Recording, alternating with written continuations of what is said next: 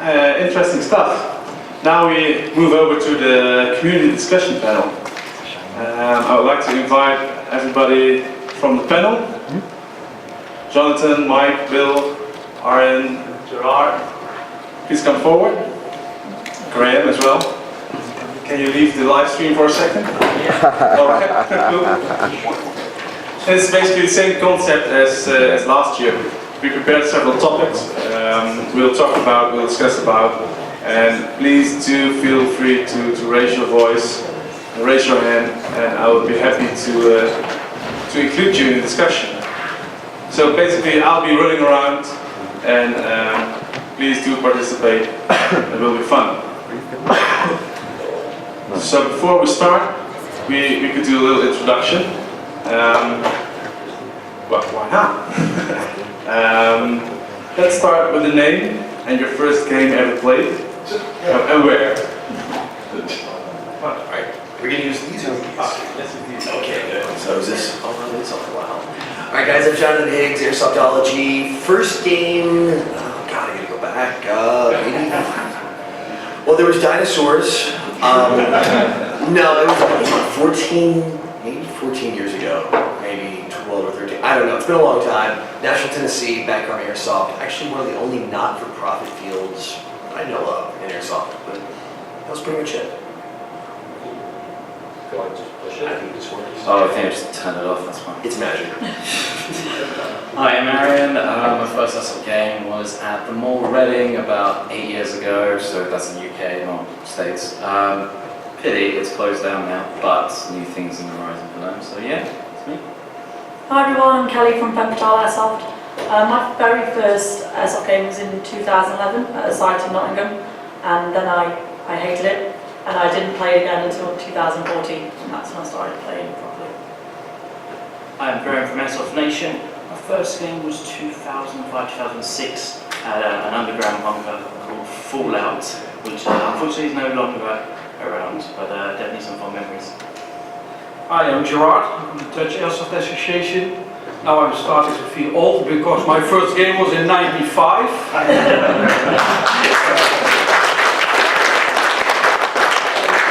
It actually was in Kobe, Japan. I was there on a business trip and I was amazed what I saw there, and I just got hooked on it. How are you still alive? Bill from Airsoft Action magazine, and I'm feeling really old because my first airsoft game was on my friend's farm with a 1911 spring pistol in 1991. You won! Pick it up any time. So, ladies and gentlemen, we have a really nice panel. Thanks for joining us on stage. We prepared some topics, like I told. Let's get this going. Competition within Airsoft.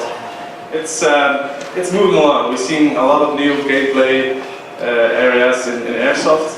It started a lot with Milsim, CQB games, and then now we're moving on, it seems, to like the Speed 2B areas as well. We've seen Battle Arena last month, maybe 2 weeks ago. Last weekend. That weekend, yeah, that's right. And of course we all know Action Air, the IPSC version of Airsoft. So what do you guys think of this development? Who's first? Yeah, I'm old, so I'll die. Having seen the competition side of Airsoft develop, from my perspective, I was having a conversation earlier today with someone you may know, Tim Weidel, who's quite famous in practical shooting terms. Yeah, he's my coach. Okay, there you go. And Tim was saying, look, you have to come and shoot with me. And I said, Tim, it's not my thing. It's not my kind of airsoft. Thank you, but no. And he said, well, you know, don't you like it? I said, no, I love it. I think it's fantastic. It's a superb face for the public to see of airsoft. Effectively, Olympic standard pistol shooting with airsoft replicas. To me, there is no better face to be seen by the public. It's a very positive one. Yeah, I can only agree on that because Action Air is also very popular in Holland. I mean, we started our own competition with it 5 years ago. In Holland it's important because in Holland airsoft is legalized maybe a little bit different than the rest of Europe, because in Holland it is a recognized sport, and that means you also have to do recognized sports activities with it. So the easiest way to start with that was starting with the Action Air, because that already existed, but now we're also developing other types of team versus team competitions, and also Speed QB is also coming to the Netherlands. I think it's important for the airsoft in general to be recognized as a sport, because in that way, if in the future problems starts with legalization, it's easier to combat against our enemies. Yeah, I just want to echo exactly the same there, that it's important, especially in the UK, that we don't have a sports body or a governing body, and to future-proof us against legislation, it's one of those components that we're missing. And I think the natural evolution will have to go that way, and whether it is speed soft, whether it is practical pistol shooting, or as discussed the battle arena, which is an international event, but it's definitely a good thing for the industry and the community. Don't you hate it when everyone says the points you were going to make? Yeah, just echoing that, I think it's airsoft's always been confused between whether it's a sport or a hobby, and I think the more competitions that we do, the more likely it is going to be seen as a sport, which is I think definitely the way to go, because then we don't like lunatics. Well, I love how you mentioned hobbies, because I do actually consider airsoft generally to be a hobby, but having said that, Action Air, QB, Battle Arena, all these things are definitely a great avenue to doing it as a sport, because the scoring, there is sportsmanship, not that there isn't in airsoft in general, but there's an application of it that goes far further than the way it is now.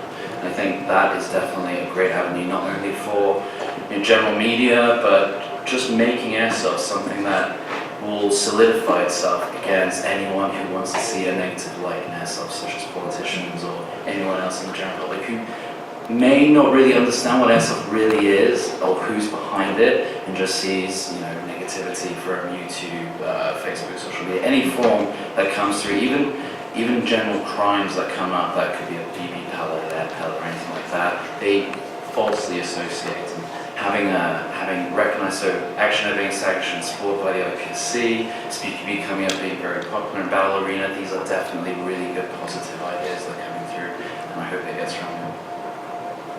Jonathan, any last famous comments? I actually think so, because I've been hearing a lot of one side, because I think I bring a little bit different angle from the crew up here.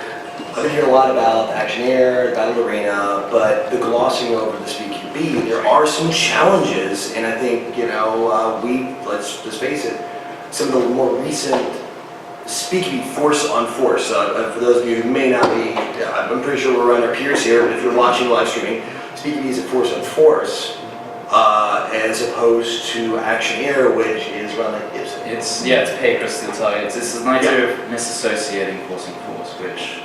Correct, but there is a very clear scoring mechanism, there's very clear timing, and it's all measurable. When you get into PQB, and we'll have the lack of a marking component, which is the core of Airsoft, which is what I do love about what we have here, you can have some challenges. And I think that portion is still needs some refinement. Well, it actually pushes the fair play element within Airsoft. It does, and as the cornerstone of Airsoft is honor. It is calling yourself out. It is calling your hits. I mean, that's the number one foundation that we are, to have a good time. We have a badge for that. We make it. Airsoft.com/store, I sell those. No, but I think that can be a little dangerous if not managed the correct way. I think there's absolutely the right way to do force and force competitive, but like you said, with the honor play, anytime you introduce cash prize, on top of ego, on top of other things, there is the propensity for that one or two people to potentially misuse it. So I think that with good rule set, as long as we develop a solid rule set around it, I think it'll be fantastic and a positive message from what we have here.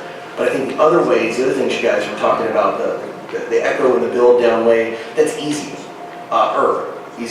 because there's such a solid rule set. Just out of interest, did you watch the Battle Arena, or did anyone here watch the Battle Arena stream? Like most of it. Yeah. So if I skipped it, I will say the first impressions of something about it. The execution was a lot better than I expected, and while there was some drama throughout the event, the hit calling was a lot better than expected, provided you've got the rules in place, the martial team in place. You know, a game of honour makes it very hard. Tracer rounds definitely helped, but again, you're now making sure the environment is very much controlled. It's always going to be an issue with a game of honour, but I think Battle Arena, the second year round, definitely proved a lot better, and it is a 16-hour stream if you want to watch it from start to finish, with a lot of commentary, a lot of blank gaps, but I highly recommend, if you haven't already, just have a kind of 5-minute flick through. The games are only 5 minutes long. It's definitely a nice side of competitive airsoft. Maybe on a flight back home. Yeah, that actually covers the split. But I do like the idea of the tracer units. That's, I think that is one of the differentiating factors in it, and I think that kind of forces a little more honor. Yeah. Takes away some of the questions, and from a spectator standpoint, also makes it more enjoyable to watch. Absolutely. Which will make a positive message. We send that out to the community for what we do as a hobby yeah. or a sport.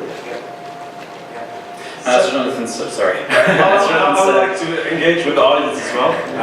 If there are any questions, or well, there we go. Nigel, Oh, that's it.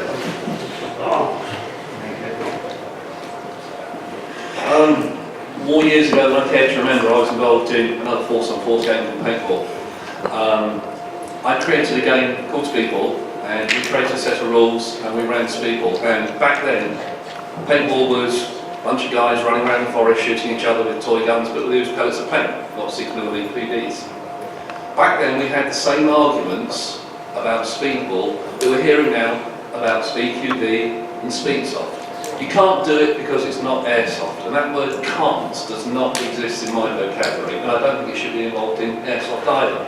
So I think all forms of tournament airsoft, be it SpeedQB, be it Action Air, which 7 years ago I bumped into a guy here called Clarence Lai at IWA, and we were chatting about making a tournament up, and we started the European Championship. And the guys at the NABV came and supported it. 200 shooters last year, this year looks like another 200 shooters. It's a different form of airsoft, but it's still airsoft. And my view is, if it's airsoft, we should promote it and back it and keep it going. And Airsoft Action will do that for as long as we can. To throw a spanner into that one, Nigel, how's your thoughts about Speedsoft with specifically the UK, how we're defence based on military and law reenactment, and Speedsoft is, you know, it's very much, I won't say lycra running, but with less, more realistic imitation, at least in clothing, than unlike riffs. I think there are two areas here. The first area you look at is maybe the letter of the law, and the second area you look at is the spirit of the law. So, yes, the defence was built on the suspension of disbelief, which is the phrase that was coined at the time. However, in terms of competitive airsoft in an arena, I think because of the fact you're not wearing camo for a start, if you take away the camo side, if you take away all the rigs, you're not going to run with plates in an arena, are you? You're playing in a 50 by 100 yard arena, possibly.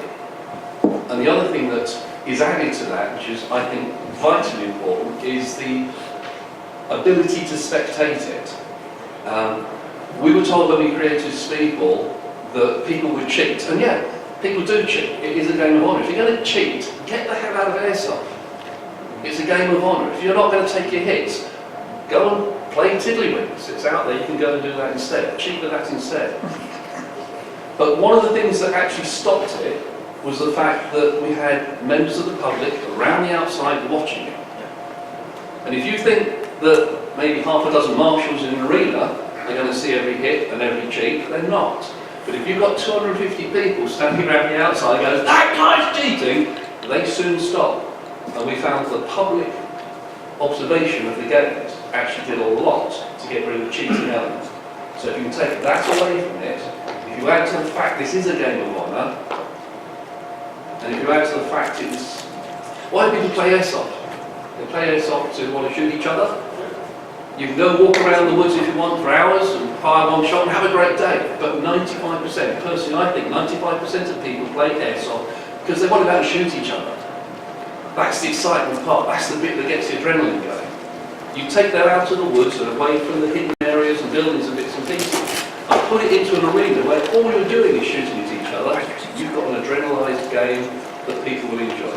You don't have to play it, it's just another form of airsoft. But it's if you look at a lot of speedsoft type players, they're playing with brightly coloured clothing, brightly coloured actually. The brighter the airsoft replica, the better. You know, there's real cool custom guns out there that people are using. And as a military style airsoft player, people would go, wow, what is that? As somebody who admires a fantastic paint job on a gun, I look at them and say, wow, that's cool. So I think that, you know, even with UK law, the defence aspect is largely covered and self-policed because they don't use military-style weapons. All right, I think, thanks for your input, Nige. It's time to move to the second topic. There we go. The topic is about FPS limits. We discussed it on fun, and as you might know, globally there are lots of FPS limits. Some countries even don't have any. Some have X miles over here in Poland. Some have very restricted laws. So yeah, huge differences all over the world, and we might experience some problems with that. Any comments on FPS limits? Should we stop with that and just focus on joules instead of FPS? That could be a sub-question that applies to I think power levels in general. Power levels in general, yes, that's correct. Yeah, it's funny to say that because in the Netherlands we will start with that from the 1st of April this year. We will start by measuring in joules instead of FPS. First of all, we live in Europe. We have a metric system and not feet per second. That's a personal note, but it should be meters per second. But now we start by measuring joules because we had a lot of complaints from our players that in the field there was a lot of hurting going on, and it turned out that there are two factors involved in this matter, and that's joule creep, which is becoming because airsoft guns get better and better and better, so joule creep is getting also an increased problem, and the fact that the BBs are getting more and more heavier, which is also creating a problem if you don't control the energy levels. And we did some research in the Netherlands, and now we changed our regulations a little bit. Of course we got to get resistance from out of the community because there are of course always players who think that they get now a disadvantage. So one of the rules that we were now strict in that the maximum weight of the BB in Holland is 0.40. That we are not allowing any heavier BBs from 1st of April. The main reason for that is the energy that's left in the BB. That's something that most people do not realize, but a heavier BB keeps its energy much more longer than a light BB. So at the same distance, even if you are shooting with a legal gun, you still can have the impact energy can be too great. Just a small example, if you have, let's say, a sniper can shoot a legal level of 2.3 joules, that's 500 FPS. If you use a 2.0 BB at 50 meters, which is the engaging distance now, you have an energy left of 0.85 joules, that's within the normal region. But if you shoot with the same gun, also 2.3 joules, and you shoot with a 0.46 BB at 50 meters, you still have 1.45 joules in the gun, in the BB. Yeah, and that amount is much more than is considered a safe level. And that's something that I think most people do not realize. And it should be something to consider. But I think if we're going to Yeah, the actual question is Yeah. also that we feel a bit of a disconnection maybe from the industry. Well, I think if you want to follow the word of the question up here, it's a challenge for the ladies and gentlemen, I think, are toward the rear of the room here, the manufacturers, that they are playing a very challenging, they're having to play under a challenging set of rules that every single country, region, distributor they ship to has very specific requirements. So if you were to say that why are companies usually building guns over the energy limit, let's just take, for example, right here where we stand. I think every manufacturer across the world, including Japanese makers, are actually creating full auto guns that are over the limit in Germany. It's half a joule here. Yep, in Japan, it's twice, they're double the limit. They're breaking the law. So if you look at the actual core question here, it is very challenging. I'm seeing some heads nod back here from the manufacturer. I don't want to call any names, but they're like, yes, I know.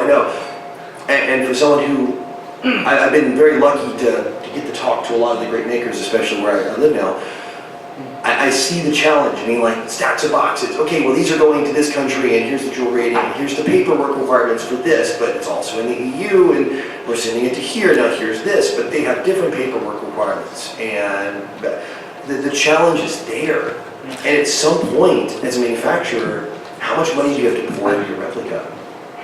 It's going to increase cost because labor is still a cost, and having to make 500 units of this for this country, 1,000 units of this for this country, all with different power levels, it is extremely challenging, especially when you're under the limits of 10 meter per second increments normally on your springs. So I think it's to defend the ladies and gentlemen back here, it is a moving target constantly that these manufacturers are having to try to hit. So when you say over the limit, what are we talking about? 400 feet per second?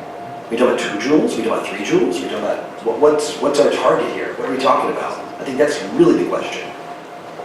And every rifle has variations. I mean, there are some brands that we see from 320 FPS to 370 FPS, depends on what box you've opened. Unfortunately, that's always going to be an issue. Whether this comes down to potentially retailers having to put in the work before they hand it over to the customer to ensure that they will be. We've got a question or remark from the audience. Hello, my name's Jamie. I'm from Airsoft in Italy. As you guys may know, in Italy we have the one dual rule, as they do in Japan. Do you not think it might be a good idea within Europe to set one standard across Europe, the EU, of maybe 1 joule, 1.5 joule? So obviously in Italy we have a problem. Our snipers can only play at 1 joule. An AG, you can play at 1 joule. So the sniper market is very difficult, but surely also for the producers, if they know that anything that's going to Europe has got one standard, it will make their production a lot easier. I think that's a good step, but it's getting everyone to perform together. And yeah, you think it's easier said than done. And to be honest, it would be a great step to have even just one continent having a set standard, and then having another continent going by another set standard. Because I understand manufacturers really have it difficult, and as someone who reviews products as well, when I get one AG and another, even if it's a slight spring variation, there is cause for QC to go wrong, for gears to start working, for anything else to start having issues. And to be honest, even for retail, it's very difficult to go, oh, okay, we've got all these different springs. This gun is hard, we're going to change it with this spring, with this spring. And they end up thinking, okay, what about the warranty? What about how are we going to deal with finding out that the manufacturer hasn't actually designed this replica to work with a certain spring, but they have to change it anyway because there's a legal limit? I think it goes a step further. Again, it will depend on which country you are resident in. But I have had to have a conversation with one particular manufacturer I won't name, but basically they're very, very good at sending us review samples. Fabulous. We're a magazine, we need review samples. However, the laws changed in the UK, and the review samples that were being sent through to me meant that in my own country, if I accepted that review sample, I was accepting what we would refer to in the UK as a Section 5 firearm, for which there aren't that many licences, and there's a long jail term if you get caught for it. And a fine. Yeah, and a very hefty fine. Now, unfortunately, luckily, and I pray to goodness that that conversation will happen elsewhere, But it's, for those of you that are reviewers in this room, the likelihood is, you know, for one of a better thing, we are faces that are known and are known alongside airsoft replicas. And, you know, I hope it will never happen, there's going to be a knock on the door and my local firearms officer is going to say to me, well, what have you got in the box? And if that is a 500 FPS AEG with full auto capacity, I'm going to jail. It's not coming down to the player who is responsible for what he is using. Well, sometimes it I depends. actually think it's hard work from both sides. Yeah, it is a battle on both ends. We've got a question over here. Thank you. My name is Sheldon Chong. I'm from Airsoft Innovation in Canada. I have participated in regulatory committee discussions in North America for the ASTM. We were trying to set regulatory labeling standards for Airsoft's products and boxes. What we were trying to nail down was how would we indicate the power of products while they're on the shelf? And what projectile should these velocities be stated at? And one point that kept coming up was manufacturers wanted to state velocities with 0.12 gram pellets. And I asked, why would we specify velocities with impractical projectiles? No player really shoots 0.12 gram stuff outside of their backyard. And from their perspective, they wanted to use very light projectiles because the number on the box was higher. And they felt that the only way to differentiate products while still in the box was the number on the box. And that in some ways, that's a marketing conflict of interest. I mean, they want the box to look awesome, but it doesn't really put into context the power of what's being purchased.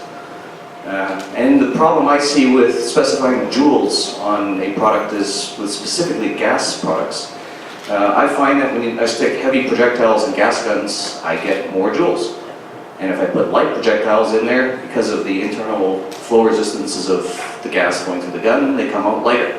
So there's a serious practical issue with just saying this is a 2 joule gun, if it's a gas gun. It doesn't really work when you change projectile mass. I think you hit the nail on the head with the gas guns. For example, in Action Air, we deal with cold temperatures, hot temperatures. We try to make sure our mags work in a cold environment. We heat them up. Joules change. Everything changes with the gun. And obviously that's an issue when you're reviewing as well. We've got another question. Question or remark? Yes, hello. I'm Hilary Gulan from Finland, and my husband Sakari. We're from Airsoft.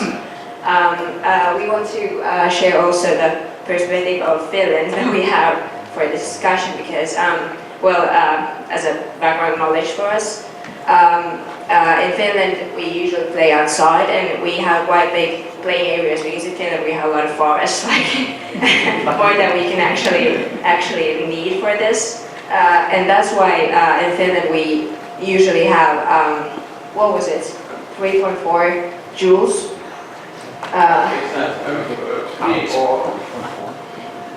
The max is 4 in same games with yeah, it depends on the game, but usually we have a lot of higher regulations for this than you were speaking. And this is because we have such a big area for the game that the person that you are trying to shoot is probably quite far away, and that's why you need those joules. And that's why we wouldn't really want such regulation for Europe, for example, because it might do some harm for this game, because it will be so fun to play if you have to change the game mode kind of because of this. And so that's why we hope that also technical things that will make this easier to regulate the joules, depending on the place where you're playing. With spring change, for example, would be more usual, and they are going more usual all the time. I think at the moment the quick spring changes are more popular nowadays than back, or for example, 1 years back. So I think we don't have that kind of problem or need for that kind of limits, because every retailers can change the spring fast if the events have to spring right change system.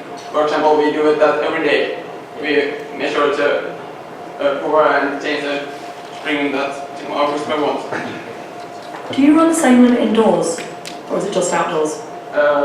Indoors 1.2 joules. Okay. I think it's difficult in that, you know, in some countries, in most countries, that limit is actually a piece of legislation. It's set, and yes, we can change springs, but if we do, we're actually creating again an illegal thing. So you know, it's a difficult one. All right, we've got a bit from Poland. Do you know the legal limit in Poland for airsoft rifles and air guns? Yeah, there is one. 17 joules. 17? That's on fire. So I think guys, that makes clear everyone solved the problem today, but it's definitely there and happy to discuss it. So we're moving on to the next topic. We have a few minutes left. It's about responsibilities. Ooh, yeah. Stuff on a Sunday afternoon. It's about the growth of airsoft. Who's responsible? Maybe the manufacturers, community. What's our perception in the media as well? How do we keep it up? Your thoughts, Kevin? I would actually say it's probably more of the community's responsibility to promote airsoft in a healthy way. So with content creators, influencers, a good social media presence. I think with that, everyone needs to understand that it's everyone's responsibility at that point, because social media is a big thing. It needs to be promoted. It can have a big impact as well. Yes, it can, very much so. Yeah, I think it's more the community, but then with the manufacturers and the brands, it's also important for there to be entry-level products, so that people can get in, so we're always going to get new players, old players looking after new players. Yeah. You have to nurture the young community as well, because when we're all done very, they'll be the ones taking over from us. So we have to behave. Yes. All right. Any other comments? Site owners also something that I think we've lost over the years. As the sport, especially in the UK, has grown so rapidly over the last 5-7 years. Our site owners used to give quite a lot of time and attention on one-on-one to make sure everyone had the right attitude towards airsoft and the kind of the honour side of airsoft. And I definitely feel we've lost that. I think that's just a natural evolution as airsoft's grown so quickly. We used to go to a site and know everybody there. Now, some of the sites that I've had 300 people every other weekend. It's just the way it goes. And I think, site owners again, we're all responsible in one way or a format or another. And it's definitely something that has changed over the years. Honestly, it's everyone. Everyone's responsible. Even if you're not in the airsoft community, it will help, really. I know a lot of people who are in firearms clubs in the UK, so they shoot whatever is legal to them, and even they can be an influence on the airsoft community to help and encourage people to enjoy the hobby and sport of airsoft, to be honest. But I think it's easy to say everyone as a default answer, but one thing I think none of us have done, me included, is truly take that next step. How do we, as a real community, meaning influencers, representatives from other countries, manufacturers, parts makers, everyone that is in this room, all of us here, how do we take that next step forward to really do something about it? Because we are still so, as we are a huge community, we are still very divided when it comes to formal group. There is no true formal airsoft organizational body that is represented by influencers, manufacturers, makers, everyone who has field owners, retail shop owners. There's not something that blends representation from all the different angles. And this might be by country, by region, by whatever. I see Thomas back here. It's so high. But I think that's the challenge is we all absolutely are responsible, and together it is time, I think, to get together to make sure we are protected and all of us in this room can continue our way of life, our livelihood. I'm pretty sure everybody in this room, they're for the most part, their income probably comes from airsoft. How do we protect that? And not just looking at, you know, perspective of, okay, United States, or, you know, just the UK, or just the EU, but how do we do it? Because bad news, social media, a bad story in one part of the world can trickle into anywhere else. You know, we are all interconnected. So what is that next step? I think that question has to be answered for us to move forward and truly solve this. Yes, sir. Gentleman in the back with the cool beard. Speak up, Thomas. So my question is to the question, when you say grow, what do you mean? More players, more responsibility, more communities? What is specifically growth within the airsoft? More income. More income? More income. But seriously, when you say grow airsoft, that's what? The community, it's already growing. It's Yeah, growing the city. you're right, it's pretty layers. We within the airsoft industry, and I use that as a catch-all term for, again, everybody in this room, all of us that have been here for more than 1 year will have seen quite a dramatic change in certainly the professionalism of the industry. Now that we're driving that professionalism forward, you know, all the brands that are represented here, all the great brands that are in this room are becoming more professional, more business-like. But at the end of the day, we are still working with an enthusiast base for our products, for whatever we put out, whether it be BBs, a gun, a magazine, a channel, whatever it is. We may be becoming perhaps more professional in our dealings, we may be becoming better businesses, but we're still working with individuals and individual groups. Now, if that is growing, I agree, it's growing. Where do we bring the two together? That's really my question. I haven't yet found an answer, and you know, I'm throwing that open here. How do we bring that professionalism in line with the shared vision of the community to go forward? That's my question. I think it's like going up a staircase. You can make many steps up, but if you trip, Yeah. you're going many steps down. Yeah. And it's about being careful in the end and making sure that whatever steps or procedures we put in as a community, they are the steps that will stay and not cause us to fall back. Are we driving that from an industry perspective, or are we driving that from an airsofters playing perspective? I feel like I'm going to be cheap and say all of it, but it is. Well, I think it falls back to that lack of true organization, that next level of organization. I think that's what we're missing. Becca's point is, it's time. Yes, what do you think, Greg? The governing body. Yeah, I mean, like, or at least an advisory board or something, you know, of so we can at least, as obviously as we see, so many complexities with all the different countries' laws and rules and regulations, but at least a way that we can share our concerns and united defend any potential issues that may come up that are external to what we are. Because, I mean, obviously, as an influencer, I can't run, and no one else here can run ads on Facebook, we can't do Instagram ads, we can't buy YouTube ads. In the United States, you can't buy cable TV spots, even the shops. You can't buy any ad space on television advertised. I mean, we're constantly under a microscope, under attack, our circles being the attempt to shrink. So how do we divide that? And as long as we're divided, it's a lot easier to slowly shrink that circle. I personally believe the best way to airsoft growth is actually stop attacking each other and just go into social media and start fighting and start to be sad and just be supportive to each other and just enjoy what we do best, which is playing airsoft. You're right, yeah. The only thing is that it's easy to say than do, but if you look at it by comparing yourself to another community like, let's say, the firearms community, they have lobbyists, they have humongous companies putting lots of money into making sure that politicians are able to clamp down. We don't have that, but it is worth seeing what other communities do. And it's not just firearms communities, we can talk about any other community that may have a slight issue with trying to, make themselves more mainstream.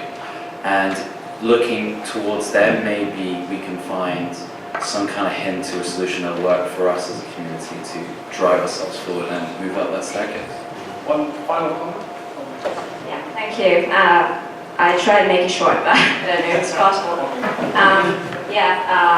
Still one more comment on this. So, for me, the conversation sounds a bit like people are trying to think how we can keep Airsoft alive, and despite all the negative comments that are coming outside the community, because it's obvious that there are lots of critique on it. People think it's violence, and it encourages violence and everything like that. Well, I don't think that way, but I know there are people that do think so.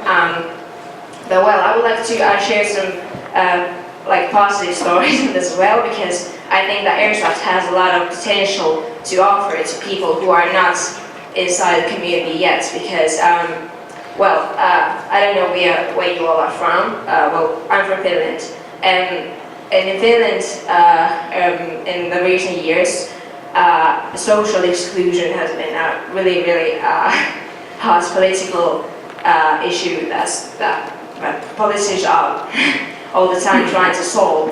By social exclusion, I mean mostly young people, and especially young men who are somehow excluded from the society. By this I mean they are not going to school, they are not going to work, and they are just playing computer games in their own home and not meeting people, and they have mental illness and everything like that comes with this situation. As a background knowledge, I'm not in Airsoft business as my main job. I'm a special education teacher. I'm just finishing my master's. I've been doing research on social exclusion of young men, and this is why I'm really passionate about this thing. Even though I have been doing research on this issue, I don't know what the reason is why these young men, especially in Finland, probably also in many other countries, also in Japan, for example, are somehow staying home instead of just meeting people, living a healthy life, and trying to go forward in their lives.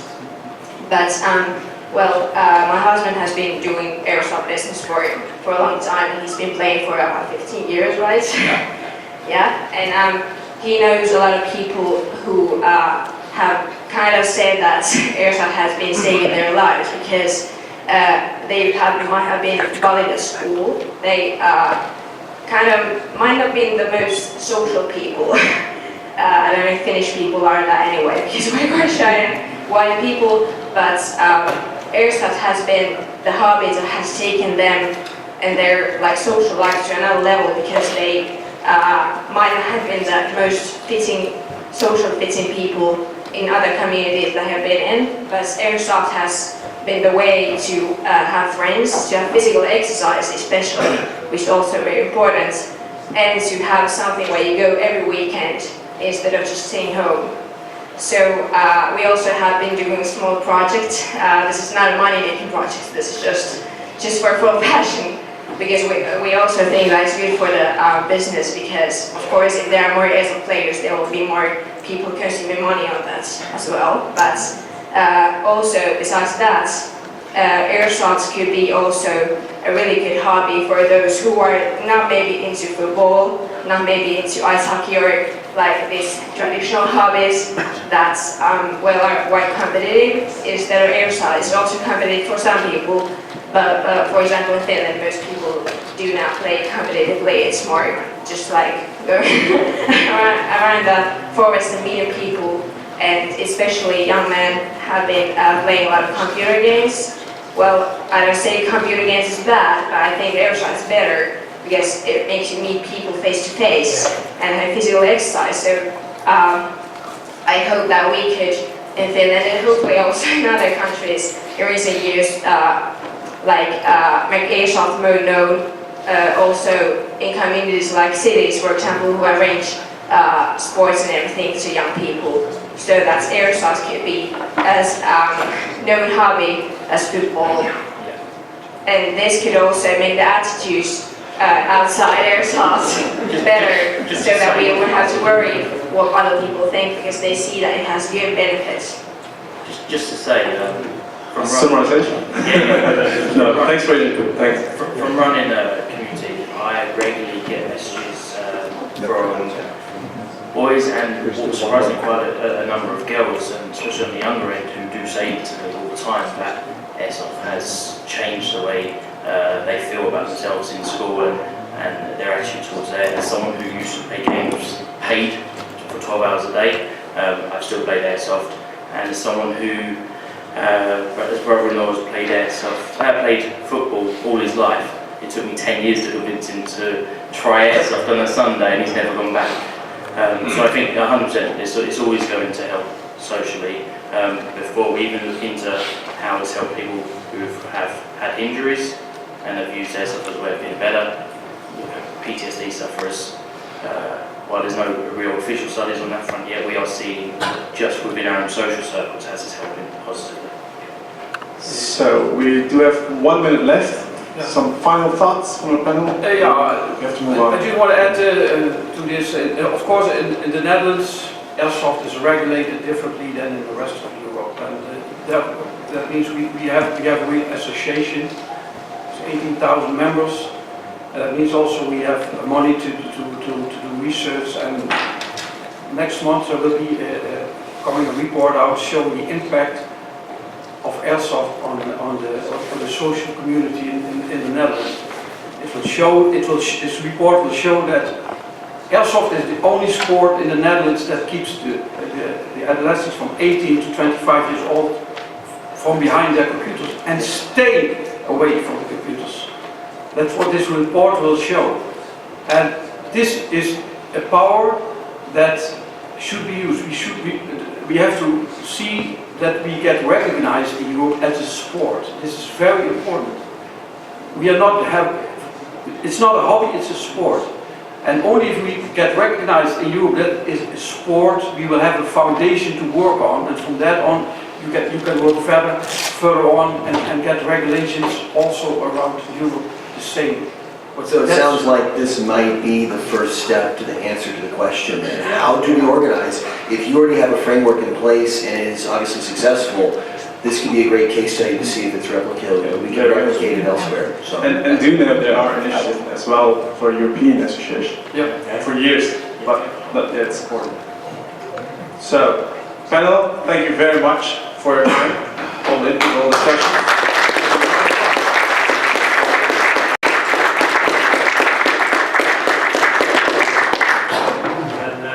May I just say thank you for the organisers for moving the plates away from Kelly. From Kelly. All right, thank you very much.